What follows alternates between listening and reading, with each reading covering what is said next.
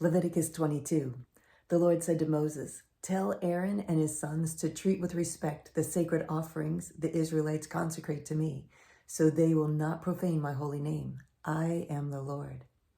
Say to them, for the generations to come, if any of your descendants is ceremonially unclean and yet comes near the sacred offerings that the Israelites consecrate to the Lord, that person must be cut off from my presence. I am the Lord. If a descendant of Aaron has an infectious skin disease or bodily discharge, he may not eat the sacred offerings until he is cleansed. He will also be unclean if he touches something defiled by a corpse or by anyone who has an emission of semen, or if he touches any crawling thing that makes him unclean, or any person who makes him unclean, whatever the uncleanness may be. The one who touches any such thing will be unclean till evening. He must not eat any of the sacred offerings unless he has bathed himself with water.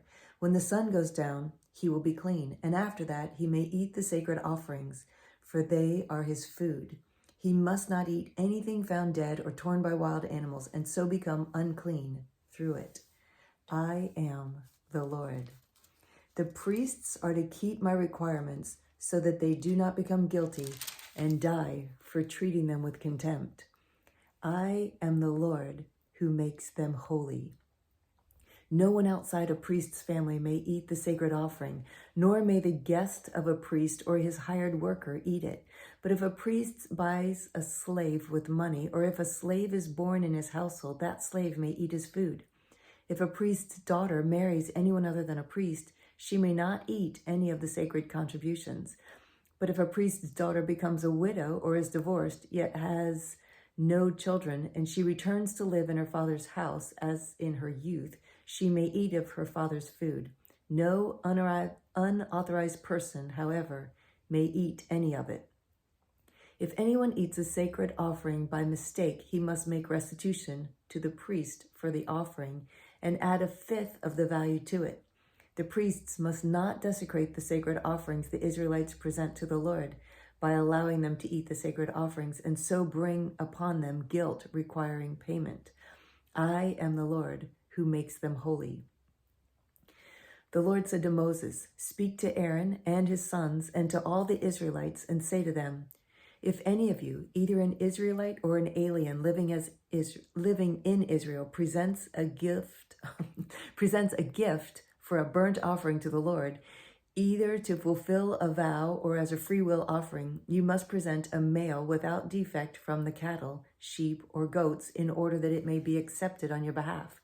Do not bring anything with a defect, because it will not be accepted on your behalf. When anyone brings from the herd or flock a fellowship offering to the Lord to fulfill a special vow or as a free will offering, it must be without defect or blemish to be acceptable. Do not offer to the Lord the blind, the injured, or the maimed, or anything with warts or festering or running sores.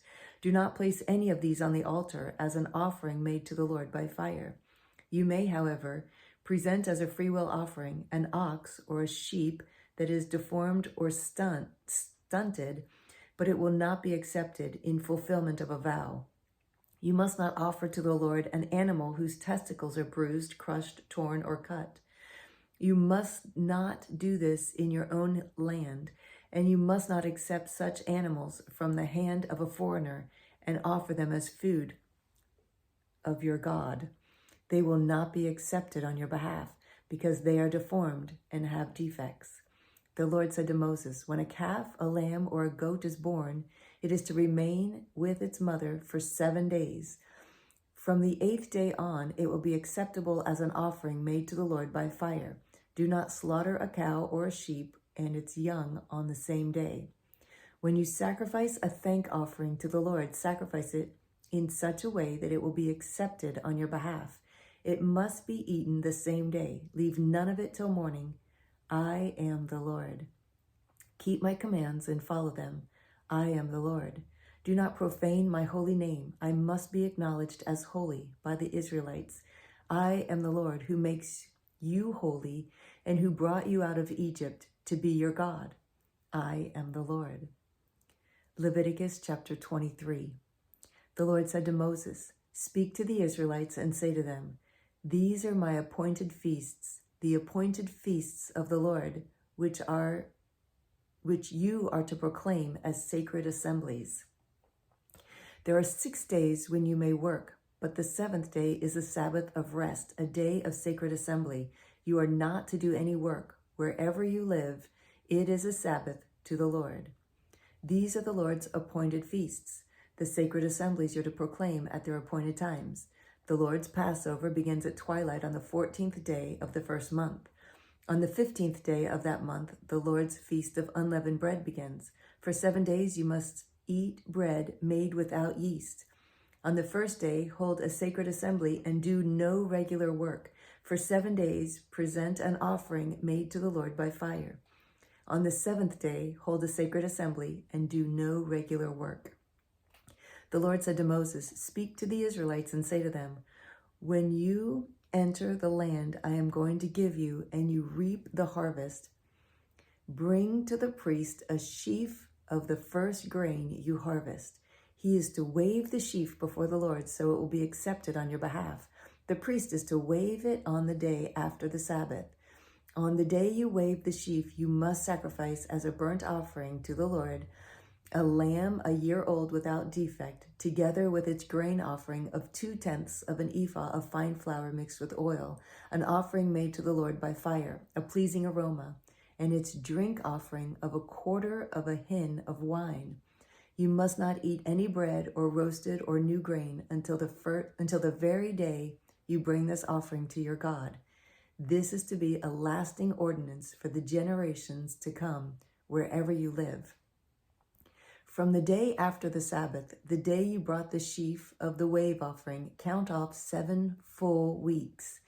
Count off 50 days up to the day after the 7th Sabbath, and then present an offering of new grain to the Lord. From wherever you live, bring 2 loaves made of 2/10 of an ephah of fine flour baked with yeast as a wave offering of first fruits to the Lord. Present with this bread 7 male lambs, each a year old and without defect, 1 young bull and 2 rams. They will be a burnt offering to the Lord, together with their grain offering and drink offerings, an offering made by fire, an aroma pleasing to the Lord. Then sacrifice 1 male goat for a sin offering and 2 lambs, each a year old, for a fellowship offering. The priest is to wave the 2 lambs before the Lord as a wave offering, together with the bread of the first fruits. They are a sacred offering to the Lord for the priest. On the same day, you are to proclaim a sacred assembly and do no regular work. This is to be a lasting ordinance for the generations to come wherever you live. When you reap the harvest of your land, do not reap to the very edges of your field or gather the gleanings of your harvest. Leave them for the poor and the alien. I am the Lord your God. The Lord said to Moses, "Say to the Israelites, on the first day of the 7th month, you are to have a day of rest, a sacred assembly commemorated with trumpet blasts. Do no regular work, but present an offering made to the Lord by fire." The Lord said to Moses, "The 10th day of the 7th month is the Day of Atonement. Hold a sacred assembly and deny yourselves and present an offering made to the Lord by fire. Do no work on that day, because it is the Day of Atonement, when atonement is made for you before the Lord your God. Anyone who does not deny himself on that day must be cut off from his people. I will destroy from among his people anyone who does any work on that day. You shall do no work at all. This is to be a lasting ordinance for the generations to come. Wherever you live, it is a Sabbath of rest for you, and you must deny yourselves. From the evening of the 9th day of the month until the following evening, you are to observe your Sabbath." The Lord said to Moses, "Say to the Israelites, on the 15th day of the 7th month, the Lord's Feast of Tabernacles begins, and it lasts for 7 days. The first day is a sacred assembly. Do no regular work. For 7 days, present offerings made to the Lord by fire, and on the 8th day, hold a sacred assembly and present an offering made to the Lord by fire. It is the closing assembly. Do no regular work. These are the Lord's appointed feasts, which you are to proclaim as sacred assemblies for bringing offerings made to the Lord by fire, the burnt offerings and grain offerings, sacrifices and drink offerings required for each day. These offerings are in addition to those for the Lord's Sabbaths, and in addition to your gifts and whatever you have vowed, and all the free will offerings you give to the Lord. So beginning with the 15th day of the 7th month, after you have gathered the crops of the land, celebrate the festival to the Lord for 7 days. The first day is a day of rest, and the 8th day also is a day of rest.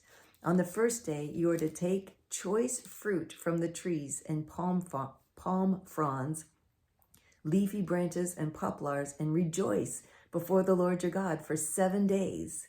Celebrate this as a festival to the Lord for 7 days each year. This is to be a lasting ordinance for the generations to come.